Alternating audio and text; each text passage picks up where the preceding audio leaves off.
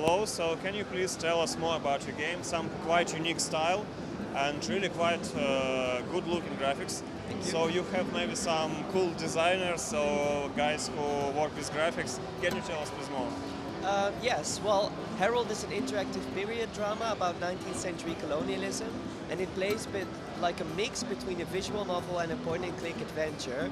And we took a lot of inspiration from modern-day dramas like Telltale's Interactive Adventures, for example, for the story.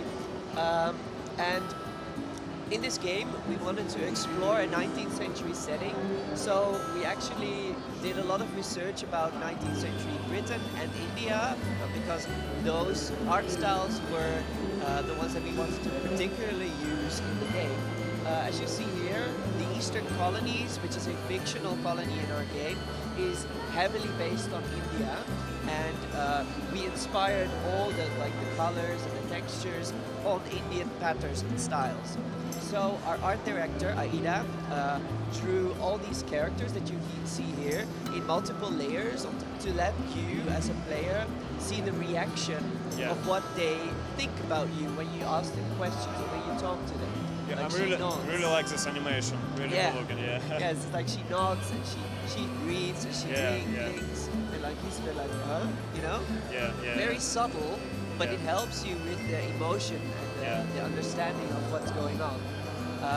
It is very much a solution for us as a small developer to not have to animate everything in 3D, just do the setting in 3D and show all the emotion and the small details in the 2D character portraits. Like she's like, no, stop sulking, she's angry.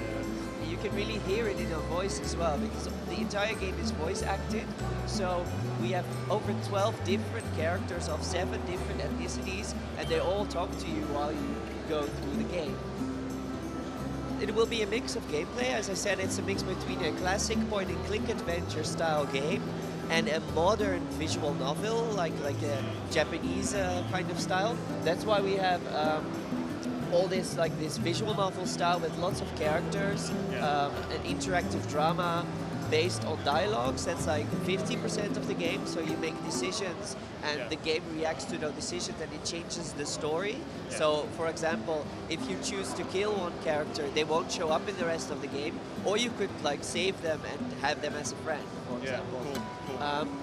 But the other side of the game is a point-and-click adventure style, and I'm going to show you a bit about it right now. The entire game takes place in flashbacks on board of this ship. Now we're going back in time, and you're telling what happened on board of this ship to that woman. So let's wait for a second for this beautiful animation of the ship to finish. Can you tell us what is the engine of the game? It's made in Unity. Oh, yes, Unity 3D.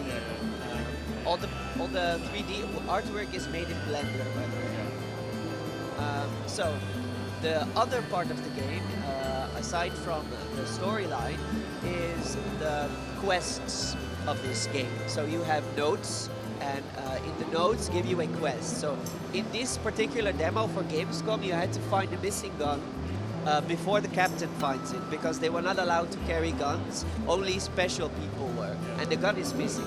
So you are tasked to find it, and you have the clue that one of the crew members knows that perhaps one of the officers has done it, and you can find a spare key to his room somewhere near the door of his room, of his cabin.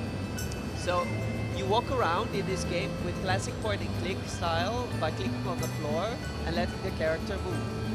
Or you can examine items by clicking on them and zooming in so that the character tells something about them. So this way you learn more of the world and of the story, and there's lots of funny jokes in there as well. Сюжет смонтирован на ноутбуке Asus Zenbook UX305CA.